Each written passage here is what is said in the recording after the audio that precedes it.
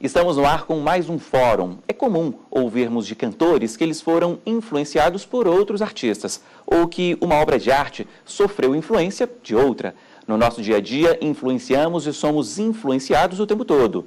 Esse poder está também na internet. Pessoas falam de moda, maquiagem, exercícios físicos. E será que tudo pode?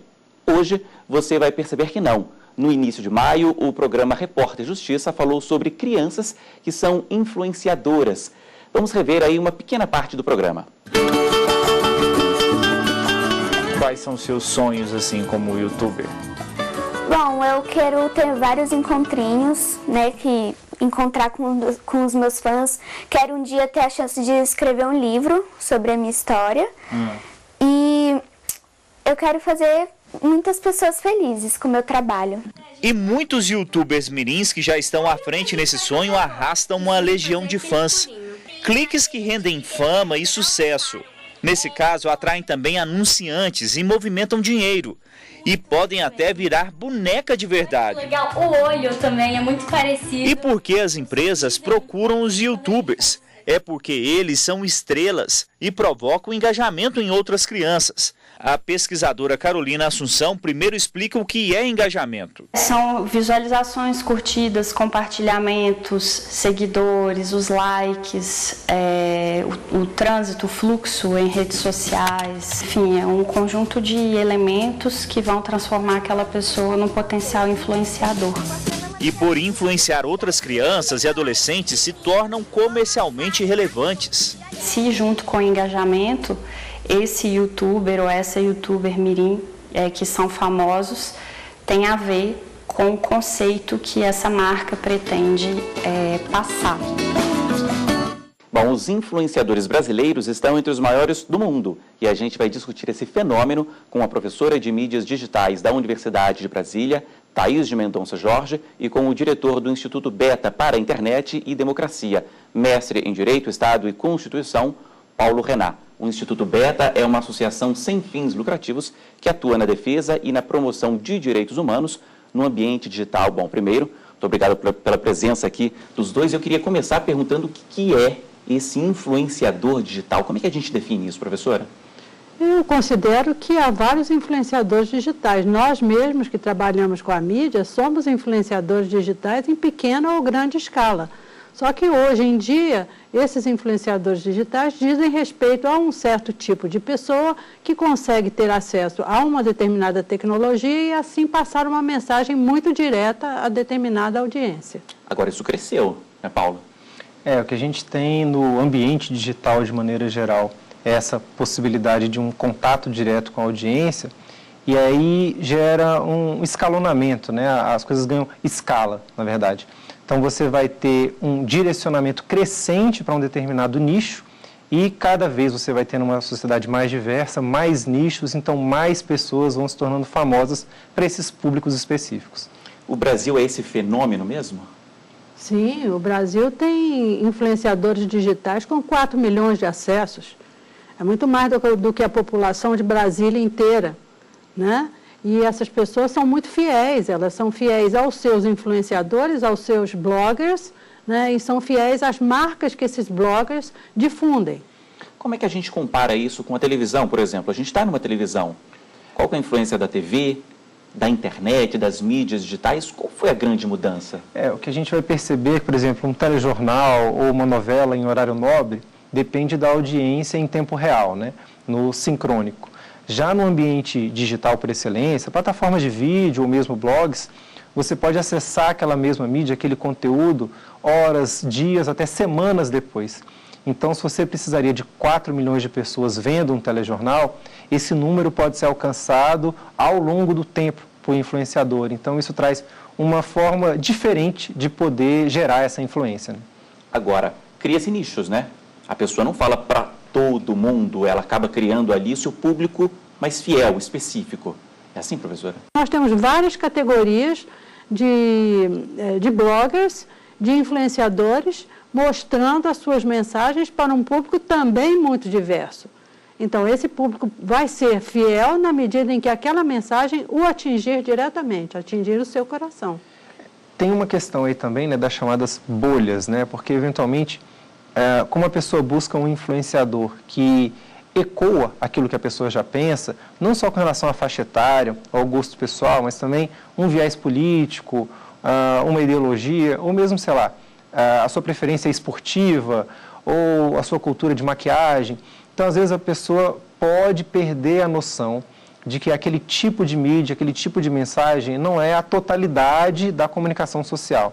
Esse tipo de nicho pode ter um efeito interessante de fortalecer a identidade, facilitar que populações, por exemplo, negras, indígenas ou adolescentes que passam por problema encontrem uma segurança em quem é tão diferente quanto essa própria pessoa, mas também pode gerar uma desconexão, um descolamento, uma perda da noção de que a realidade é algo mais complexo. Às vezes a pessoa quer consolidar a verdade dela, não é isso? Não quer ouvir todos os lados, evita essa pluralidade. Para a plataforma, de maneira geral, seja rede social, seja uma plataforma de vídeo, é interessante esse reforço da própria identidade, porque isso gera dinheiro, isso tem um interesse comercial. Se a mensagem é agressiva, você não vai voltar. Mas se ela reforça aquilo que você já acredita, você dá mais cliques, você vai nos sites dos patrocinadores. Então, tem esse efeito perverso que é uma decorrência da lógica comercial, E o que a gente está falando? A gente está falando de YouTube, WhatsApp, Snapchat, são todas essas? O que a gente está falando aqui? Eu acho que quando a gente está falando de influenciadores, a gente está falando essencialmente na plataforma do YouTube. Eu não sei se o Paulo concorda.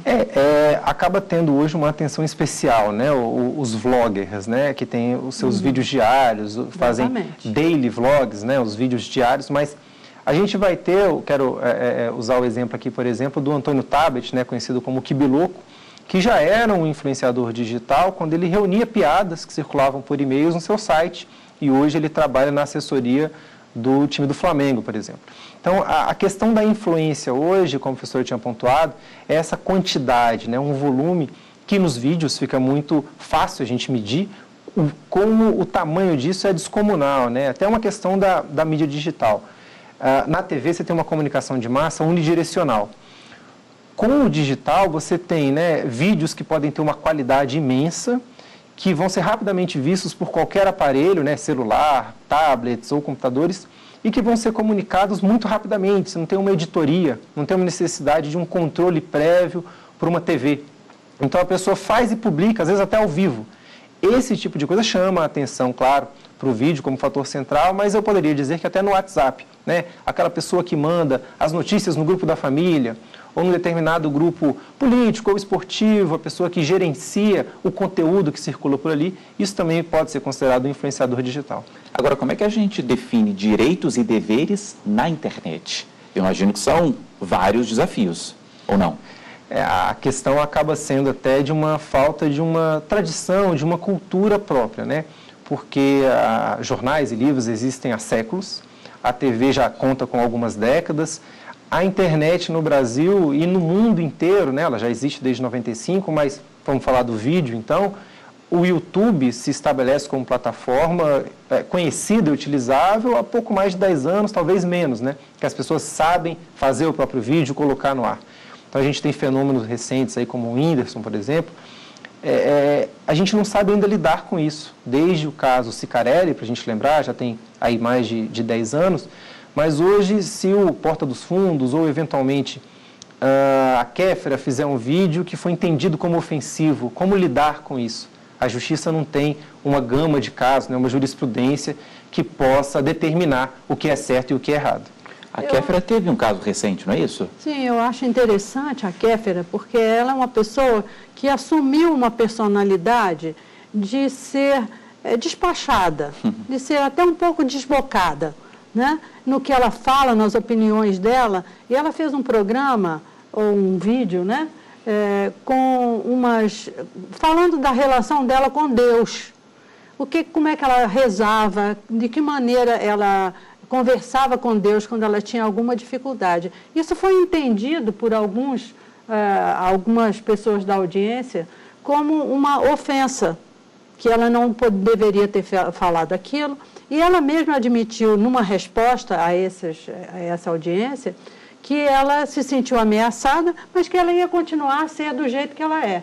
Então, é uma questão aí de direito, ela tem direito de falar o que ela quiser, Então, é uma questão que eu proponho e que está colocada na mesa para os juristas. Ela pode falar tudo que ela quiser, os influenciadores podem dizer tudo que eles querem? Tem limites, né? No Brasil, a cultura poderia ser de impedir a veiculação do vídeo, né? Mas desde 88, com a nossa Constituição cidadã, a lógica é da responsabilização posterior. Então, a gente não tem a lógica da censura, você não impede a veiculação de um vídeo. Na verdade, no momento posterior, alguém pode questionar se houve uma efetiva ofensa e aí vai caber ao judiciário definir. Aí tem dois aspectos interessantes, né? Em 88, a lógica era da TV. A gente teve o caso aí, já há alguns 20 anos, de um pastor chutando uma imagem de uma santa ao vivo. Quando a gente está falando de uma TV, né, um serviço de telecomunicação por concessão, você tem uma capacidade de controle. Eventualmente uma sanção, vai retirar a TV do ar ou tem que veicular uma resposta. No âmbito da internet, isso muda um pouco, né? Traz um novo desafio. Porque acho que hoje já é algum consenso, entendimento de que, por exemplo, bloquear o YouTube, no caso da Kéfera, seria desproporcional, porque atinge gente demais, atingiria, por exemplo, sei lá, os programas da TV Justiça, que são veiculados no YouTube, sessões que são transmitidas ao vivo, e além disso não atinge o objetivo, porque o vídeo continua circulando. Então, é um desafio também do ponto de vista da efetividade, da garantia do direito. Como proteger? A gente ainda não tem essas respostas. O que o direito pode oferecer são princípios, né? Parâmetros para dar essas respostas, para a gente ter um resultado adequado, tanto para os meios de comunicação, como para o próprio mundo do direito. A gente retoma essa discussão daqui a pouquinho, porque a gente vai para um breve intervalo e volta daqui a pouquinho com mais conversa aqui no Fórum. Até já.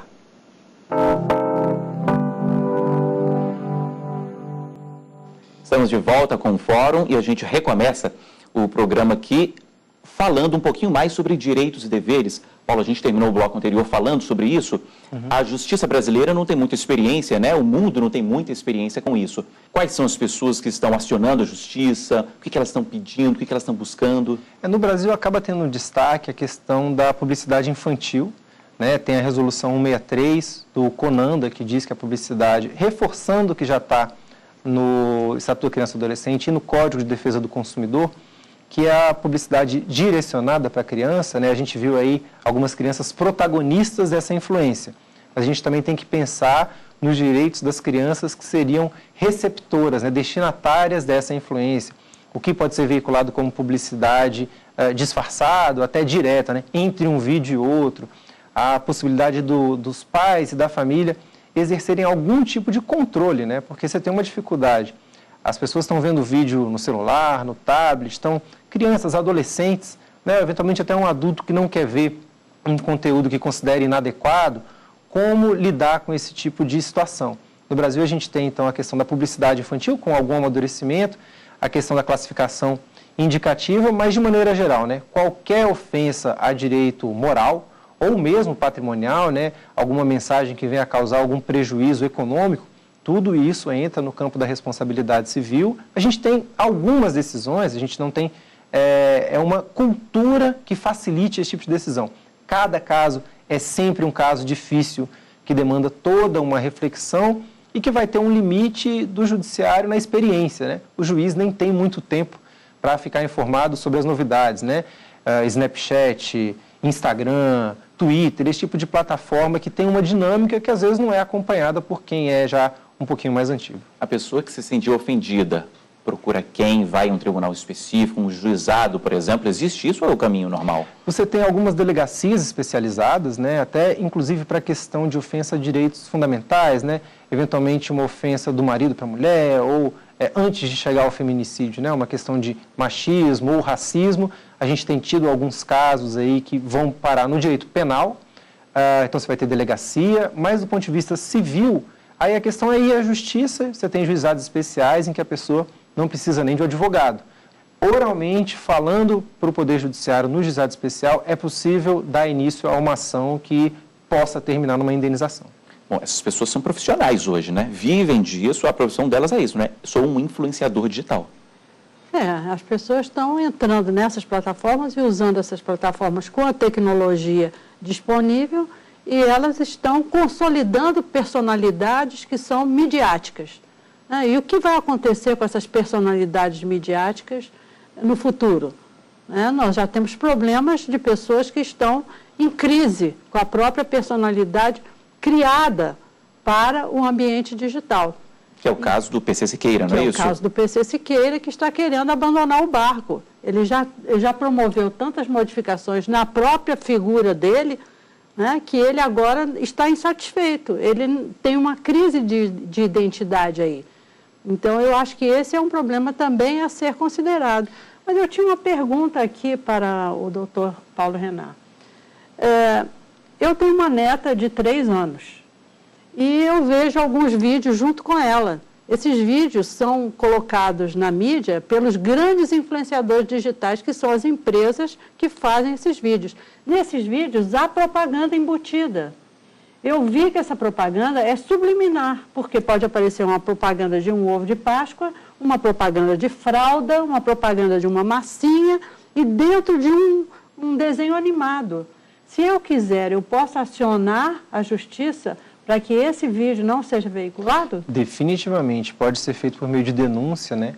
Esse posicionamento do CONANDA é de 2013, infelizmente, aí, passados 4 anos, ele ainda não se tornou uma realidade efetiva, né? Inclusive, já à época, as empresas que fundam um conselho, né, de publicidade, elas entenderam que não era o espaço ideal, o CONANDA não teria essa legitimidade, mas tem, pela Constituição, pela legislação infraconstitucional, repetindo, né, o Código de Defesa do Consumidor tem no artigo 37, que fala, né, da propaganda enganosa, também a propaganda abusiva.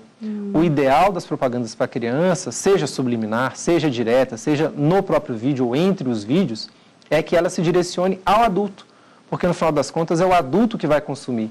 Então, em vez de você colocar a criança como um refém dessa publicidade, que vai exercer uma pressão injusta, né, sobre a família, o ideal é que seja direcionado para a família.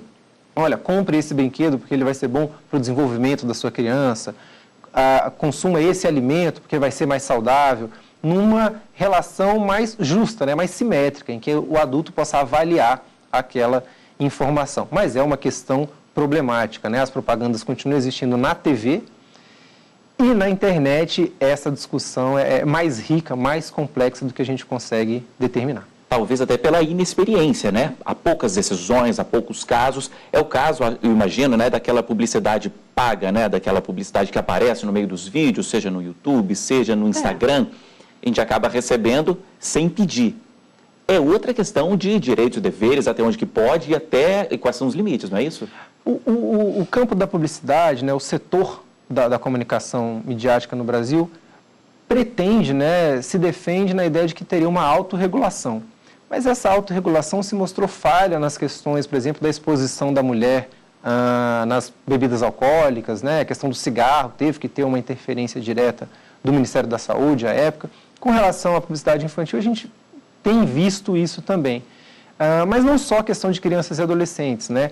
Para adultos também a gente pode ter uma questão, por exemplo, de religiosidade, como foi a questão da Kéfera, uma questão de uma ofensa a um partido político, a uma ideologia, a uma visão de mundo, né? Você pode ofender a filosofia de alguém e aí essa questão pode ser resolvida pessoalmente, mas eu entendo que um meio mais efetivo seria buscar um órgão do tipo Ministério Público ou uma associação de defesa de direitos do consumidor, a gente tem o IDEC, a Proteste, que podem lidar com isso de uma forma a gerar um debate mais amplo.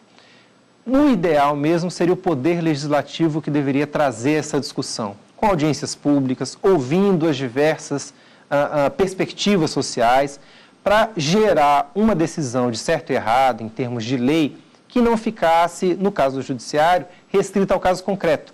A gente tem falado bastante, né, principalmente sobre o YouTube, mas tem também Snapchat, Instagram, Twitter. A gente tem os mesmos problemas nessas plataformas e as mesmas qualidades também?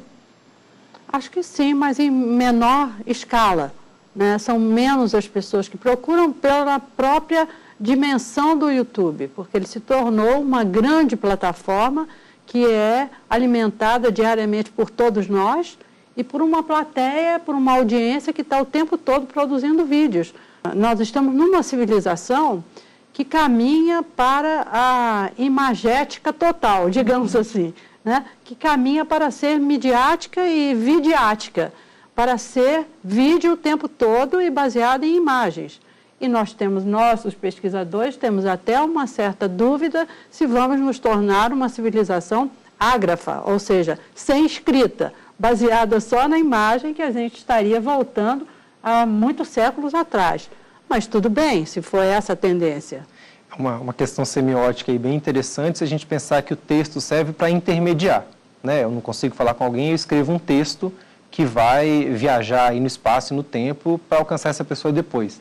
Se eu consigo gravar um vídeo com a maior facilidade com que eu faça um texto, esse vídeo vai ter mais recursos, isso traz mais possibilidades, mas também um potencial maior de problemas, né? A questão é a gente focar menos nos problemas, favorecer esse potencial, mas, enfim, os problemas existem. Então, uma discussão agora que tem é a questão do chamado, né, direito ao esquecimento. Esse termo em si já é bastante controverso, porque você estaria forçando outra pessoa a esquecer, isso não faz nem muito sentido, mas a questão da preservação da imagem para o futuro, né? Uma outra plataforma conhecida é o Facebook, que te lembra diariamente, né, você postou isso há 2 anos, há 10 anos, há 5 anos. E aí a emergência de redes como o Snapchat, e que vai ser copiada no próprio Facebook, no WhatsApp, em outras plataformas, que você faz um vídeo ou uma postagem de uma imagem que vai se apagar automaticamente, né?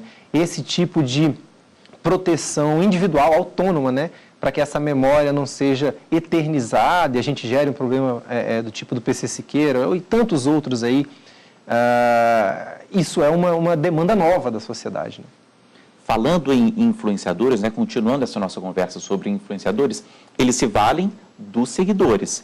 E com isso eles têm fama, dinheiro, né, recebem dinheiro em troca. É uma tendência, a gente falava há pouco sobre famílias fazendo isso, a pessoas, adolescentes, mas isso se espalha, crianças, como a gente viu no comecinho aqui do programa, isso vai se espalhar para todo mundo? Ou já se espalhou? Tem um exemplo aqui de Brasília, né, uma família conhecida pela presença digital Potencial Gestante, que existe desde a época em que a moça ia ficar grávida, né, estava tentando ter o seu primeiro filho. Hoje eles já estão com 3 filhos, né, o Ilan e a Luísa, e os seus 3 filhos hoje são uma família de influenciadores que tem informações sobre a gestação, né, a gravidez de maneira geral, até hoje a responsabilidade do pai, do papel do homem no desenvolvimento da família, como lidar com 3 crianças de diferentes idades. Tudo isso é um debate muito rico que vai para alimentação infantil, né, o papel da mãe se sobrecarregando ou não. Mas assim, eles fazem isso hoje completamente profissionalmente. Eles foram largando os seus empregos formais e hoje se dedicam a essa vida, a essa influência digital. É a nova profissão deles. A nova profissão. O tempo está acabando, mas eu queria aqui um recado final de cada um. Professora, o que fica dessa nossa conversa aqui sobre influenciadores digitais, principalmente no Brasil? Qual que é o recado? Todos nós somos influenciadores digitais, em pequena ou grande escala. Nós temos que ter responsabilidade pelo que a gente coloca no ar. A mídia é um grande canhão, ela atinge pessoas indiferenciadamente. Então, o que nós temos que fazer é pensar no que a gente está colocando no ar e pensar com responsabilidade em quem a gente está atingindo e qual o benefício que essa pessoa vai ter com aquela mensagem. Você, Paulo?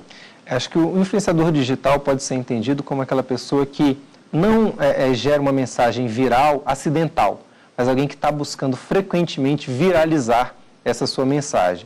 Claro, né, eventualmente alguém pode fazer uma mensagem irresponsável e acabar sendo alçado à fama, aí você tem um tipo de questão, mas essas pessoas que se dedicam a fazer isso profissionalmente, sem dúvida, vão ter com esse maior poder também uma maior responsabilidade pela mensagem que elas estão passando. O direito vai ter que dar uma resposta, o que a gente pode fazer é contribuir para tentar fazer com que essa resposta seja mais adequada, né? A liberdade de expressão, a questão da igualdade entre as pessoas que estão atuando nesse tipo de mercado e com solidariedade, né? Pensando também nos direitos das outras pessoas, não imaginar que a autenticidade do recado possa ser um salvo-conduto para qualquer tipo de ofensa. Gente, é isso. Muito obrigado pela presença aqui no Fórum. Eu que agradeço. E assim, a gente encerra o fórum de hoje. Eu agradeço mais uma vez à professora de mídias digitais da Universidade de Brasília, Thaís de Mendonça Jorge, e também ao diretor do Instituto Beta para a Internet e Democracia, que também é mestre em Direito, Estado e Constituição, Paulo Renat.